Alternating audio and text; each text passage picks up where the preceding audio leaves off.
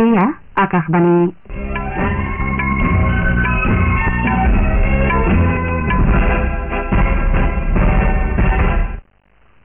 বাতৰি পঢ়িছো প্ৰণীতা দেৱীয়ে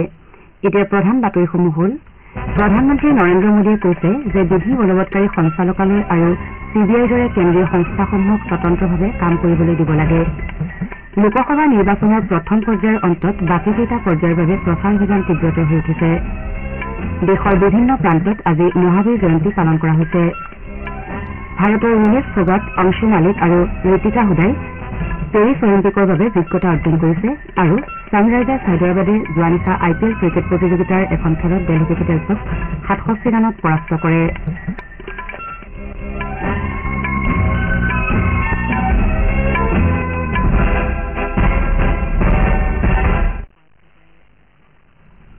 এতিয়া শুনক বিতং বাতৰি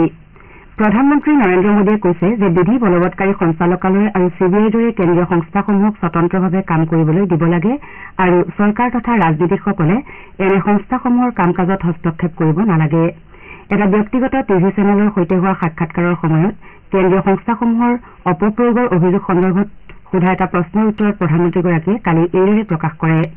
শ্ৰীমোদীয়ে কয় যে সংস্থাসমূহে নিজৰ কাম কৰি আছে আৰু এগৰাকী প্ৰধানমন্ত্ৰী হিচাপে তেওঁৰো বিধি বলবৎকাৰী সঞ্চালকালয়ৰ কাম কাজত হস্তক্ষেপ কৰাৰ অধিকাৰ নাই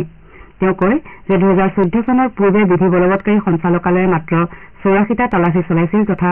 2014 চনৰ পাছত মুঠ 7,000টাত তালাচী চলাইছে আৰু ইয়াৰ পৰা সংস্থাটোৰ দক্ষতা প্ৰতিফলিত হৈছে অন্য এটা প্ৰশ্নৰ উত্তৰত প্ৰধানমন্ত্ৰীগৰাকীয়ে কয় যে প্ৰতিগৰাকী নাগৰিক বিশেষকৈ দুখীয়া জনসাধাৰণক সবল কৰি তোলাই তেওঁৰ চৰকাৰৰ আৰ্হি তেওঁ কয় যে দেশৰ নাগৰিকসকলৰ বোজা লাঘৱ কৰাটো চৰকাৰৰ দায়িত্ব আন এটা প্ৰশ্নৰ উত্তৰত শ্ৰীমোদীয়ে কয় যে এইবাৰৰ লোকসভা নিৰ্বাচনত বিজেপি অথবা তেওঁ অৱতীৰ্ণ হোৱা নাই বৰং এয়া জনসাধাৰণৰ উদ্যম ৰূপে পৰিগণিত হৈছে তেওঁ কয় যে দেশে 3 দশক পৰ্যন্ত অস্থিৰ চৰকাৰ প্ৰত্যক্ষ কৰিছিল যাৰ বাবে দেশৰ বিকাশ প্ৰভাৱিত হৈছিল তেওঁ লগতে কয় যে দেশৰ ভোটদাতাসকলৰ এখন সুস্থিৰ চৰকাৰে কি কৰিব পাৰে তাৰ অভিজ্ঞতা আছে ভাৰতীয় বতৰ বিজ্ঞান বিভাগে অসম মেঘালয় ত্ৰিপুৰা নাগালেণ্ড মণিপুৰ আৰু ত্ৰিপুৰাৰ ঠাই বিশেষে 24 এপ্ৰিল পৰ্যন্ত বৰষুণ হ'ব পাৰে বুলি আগলি বতৰা দিছে বিভাগটোৱে অৰুণাচল প্ৰদেশৰ কোনো কোনো অংশত বিজুলী ঢেৰেকণিৰে পাতলীয়াৰ পৰা মজলীয়া বৰষুণ হ'ব পাৰে বুলি পূৰ্বানুমান প্ৰকাশ কৰিছে বতৰ বিজ্ঞান বিভাগে পশ্চিমবংগৰ গংগা নৈৰ কাষৰীয়া ভালেমান অংশত আজি আৰু ঝাৰখণ্ড তথা বিহাৰৰ ঠাই বিশেষে 24 এপ্ৰিললৈকে গ্ৰীষ্ম প্ৰবাহৰ প্ৰকোপ অব্যাহত থাকিব পাৰে বুলি প্ৰকাশ কৰিছে লোকসভা নিৰ্বাচনৰ প্ৰথম পৰ্যায়ৰ অন্তত বাকীকেইটা পৰ্যায়ৰ বাবে প্ৰচাৰ অভিযান তীব্ৰতৰ হৈ উঠিছে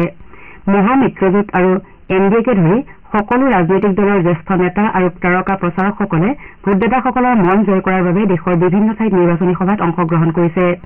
দ্বিতীয় পৰ্যায়ত নিৰ্বাচনৰ প্ৰচাৰ অভিযানৰ সামৰণি পৰিবলৈ 4 দিন বাকী থকা অৱস্থাত ৰাজনৈতিক নেতাসকলে ভোটদাতাসকলক আকৰ্ষণ কৰাৰ বাবে যৎপৰোনাস্তি চেষ্টা চলোৱা পৰিলক্ষিত হৈছে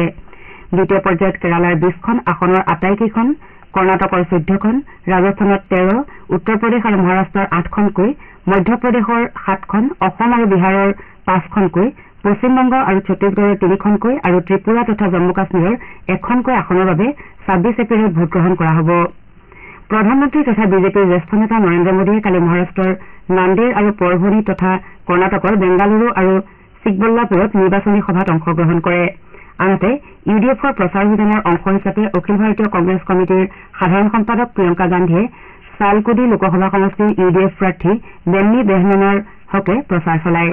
আনহাতে মাৰ্ক্সবাদী কমিউনিষ্ট পাৰ্টীৰ পলিট ব্যুৰোৰ সদস্য বৃন্দা কাৰাটে আজি ত্ৰিচুৰৰ কেইবাখনো নিৰ্বাচনী সভাত ভাগ লয় ভাৰতীয় কমিউনিষ্ট পাৰ্টীৰ ৰাষ্ট্ৰীয় সাধাৰণ সম্পাদক ডি ৰাজায়ো ৱায়নাড সংসদীয় সমষ্টিৰ এলডিএফ প্ৰাৰ্থী অনিল ৰাজাৰ হকে মনন্ত আৱৰিত এখন জনসভাক সম্বোধন কৰে উত্তৰ প্ৰদেশৰ মথুৰাত কালি এখন জনসভাক সম্বোধন কৰি বিজেপিৰ জ্যেষ্ঠ নেতা অমিত শ্বাহে কয় যে এইবেলি উত্তৰ প্ৰদেশৰ জনসাধাৰণে ৰাজ্যখনৰ 80খন আসনৰ আটাইকেইখনতে বিজেপিক জয়ী কৰাব আনহাতে আলমোড়াৰ এখন জনসভাত অংশগ্ৰহণ কৰি কংগ্ৰেছৰ প্ৰাক্তন সভাপতি ৰাহুল গান্ধীয়ে কয় যে INDI মিত্ৰজোঁটৰ চৰকাৰ হলে খেতিয়কসকলৰ ঋণ মাফ কৰা হ'ব আপোনালোকে বাতৰি শুনিছে আকাশবাণীৰ পৰা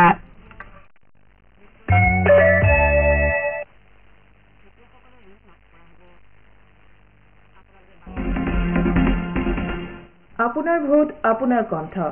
ভোটৰ শক্তিৰে নিৰ্মাণ কৰক সুস্থ গণতন্ত্ৰ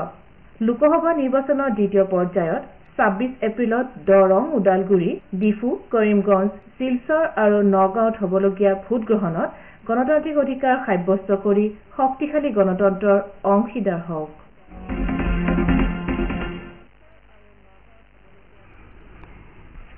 আজি মহাবীৰ জয়ন্তী জৈন ধৰ্মৰ ২৪ সংখ্যক তীৰ্থংকৰ ভগৱান মহাবীৰ জৈনৰ জয়ন্তী হিচাপে এই উৎসৱ পালন কৰা হয় ভগৱান মহাবীৰে অহিংসা সত্য ব্ৰহ্মচৰ্য অস্তেয় সংযমৰ লেখীয়া জৈন আদৰ্শৰাজিৰ মাধ্যমেৰে শান্তিপূৰ্ণ সহাৱস্থান আৰু বিশ্ব ভাতৃত্ববোধৰ পথ দেখুৱাই থৈ গৈছে ৰাষ্ট্ৰপতি শ্ৰীমতী দ্ৰৌপদী মুৰ্মুৱে মহাবীৰ জয়ন্তী উপলক্ষে দেশৰ জনসাধাৰণ বিশেষকৈ জৈন ধৰ্মাৱলম্বী লোকসকলক ওলগ জনাইছে ৰাষ্ট্ৰপতি শ্ৰীমতী মুৰ্মুৱে কৈছে যে অহিংসা আৰু কৰুণাৰ প্ৰতীকস্বৰূপ ভগৱান মহাবীৰৰ জন্মবাৰ্ষিকীৰ লগত সংগতি ৰাখি পালন কৰা এই উৎসৱে আমাক মৰম ভালপোৱা আৰু শান্তিৰ বাৰ্তা দিয়ে তেওঁ কয় যে ভগৱান মহাবীৰে এখন আদৰ্শ আৰু সভ্য সমাজ গঢ়াৰ বাবে অহিংসা ব্ৰহ্মচৰ্য সত্য আৰু ত্যাগৰ পথ দেখুৱাই থৈ গৈছে আৰু তেওঁৰ শিকনিসমূহ মানৱ জাতিৰ কল্যাণৰ বাবে সদায় প্ৰাসংগিক হৈ থাকিব ৰাষ্ট্ৰপতিগৰাকীয়ে লগতে মহাবীৰ জয়ন্তী উপলক্ষে সকলোকে মৰম ভালপোৱা আৰু সম্প্ৰীতি বিয়পোৱাৰ বাবে অংগীকাৰবদ্ধ হ'বলৈ আৰু ৰাষ্ট্ৰৰ বিকাশৰ হকে নিষ্ঠাৰে কাম কৰিবলৈ আহ্বান জনাইছে প্ৰধানমন্ত্ৰী নৰেন্দ্ৰ মোদীয়ে মহাবীৰ জয়ন্তীৰ পবিত্ৰখনত আজি পুৱা নতুন দিল্লীৰ ভাৰত মণ্ডপমত ২৫৫০ সংখ্যক ভগৱান মহাবীৰ নিৰ্বাণ মহোৎসৱ মুকলি কৰিব প্ৰধানমন্ত্ৰীয়ে এটা স্মাৰক ডাক টিকট আৰু মুদ্ৰাও মুকলি কৰিব এই উপলক্ষে প্ৰধানমন্ত্ৰীয়ে এটা সমাৱেশক সম্বোধন কৰিব হাৰিয়ানাৰ গুৰুগ্ৰামৰ অৰ্জুন নগৰ অঞ্চলত এখন শ্মশানৰ দেৱাল ভাঙি পৰাৰ ফলত এজনী ছোৱালীকে ধৰি ৪জন লোকৰ মৃত্যু হয় এই দেৱালখন ভাঙি পৰাৰ ফলত ২টি শিশু আৰু ৪জন লোক ধ্বংসাৱশেষৰ মাজত আবদ্ধ হৈ পৰে আৰক্ষীৰ এটা দল ঘটনাস্থলীত উপস্থিত হৈ লোককেইজনক উদ্ধাৰ কৰাৰ বাবে চেষ্টা চলাই যদিও এটি শিশু আৰু ৩জন লোক উদ্ধাৰ কৰাৰ পূৰ্বে মৃত্যুমুখত পৰে আনহাতে এজন আঘাতপ্ৰাপ্ত লোকক স্থানীয় চিকিৎসালয়ত ভৰ্তি কৰোৱা হয় এই ঘটনা সন্দৰ্ভত কৰ্তৃপক্ষই ইতিমধ্যে তদন্ত আৰম্ভ কৰিছে ভাৰতৰ য়ুনেছ ফোগাট অংশু মালিক আৰু ঋতিকা হুদাই কিৰ্গিস্তানৰ বিছকেকত অনুষ্ঠিত এছিয় অলিম্পিক কোৱালিফায়াৰ মল্লযুদ্ধ প্ৰতিযোগিতাৰ ফাইনেলত প্ৰৱেশ কৰি পেৰিছ অলিম্পিকত খেলাৰ যোগ্যতা অৰ্জন কৰিছে ফোগাটে কালি ৫০ কিলোগ্ৰাম ওজন শাখাৰ ছেমিফাইনেলত কাজাখস্তানৰ লৌৰা গানিকিজিক ১০-০ ফলাফলত পৰাস্ত কৰে একেদৰে অংশু মালিকে ৫৭ কিলোগ্ৰাম ওজন শাখাৰ ছেমিফাইনেলত উজবেকিস্তানৰ মেলোখন ছবিৰভাক ১১-০ ফলাফলত পৰাভূত কৰে আনহাতে ঋতিকাই ৭৬ কিলোগ্ৰাম ওজন শাখাত চীনা টাইপেৰ হুইটি চাঙক ৭-০ ফলাফলত পৰাস্ত কৰি ফাইনেলত স্থান নিশ্চিত কৰে ছানৰাইজাৰ্ছ হায়দৰাবাদে যোৱা নিশা দিল্লীৰ অৰুণ জেটলী ষ্টেডিয়ামত অনুষ্ঠিত IPL ক্ৰিকেট প্ৰতিযোগিতাৰ এখন খেলত দেলহি কেপিটেলছক ৬৭ ৰানত পৰাস্ত কৰে দেলহি কেপিটেলছে ২৬৭ ৰানৰ বিজয় লক্ষ্যৰে খেল আৰম্ভ কৰি ১৯ অভাৰ আৰু এটা বলত আটাইকেইটা উইকেট হেৰুৱাই ১৯৯ ৰানহে কৰিবলৈ সমৰ্থ হয় দেলহি কেপিটেলছৰ হৈ জেক ফ্ৰেজাৰ মেককৰ্টে ১৮টা বলত ৬৫ ৰান কৰে হায়দৰাবাদৰ টি নটৰাজনে ৪টা উইকেট দখল কৰে ইয়াৰ পূৰ্বে ছানৰাইজাৰ্ছ হায়দৰাবাদে প্ৰথমে বেট ধৰাৰ আমন্ত্ৰণ লাভ কৰি নিৰ্ধাৰিত ২০ অভাৰত ৭ উইকেটৰ বিনিময়ত ২৬৬ ৰান সংগ্ৰহ কৰে হায়দৰাবাদৰ হৈ অপেনাৰ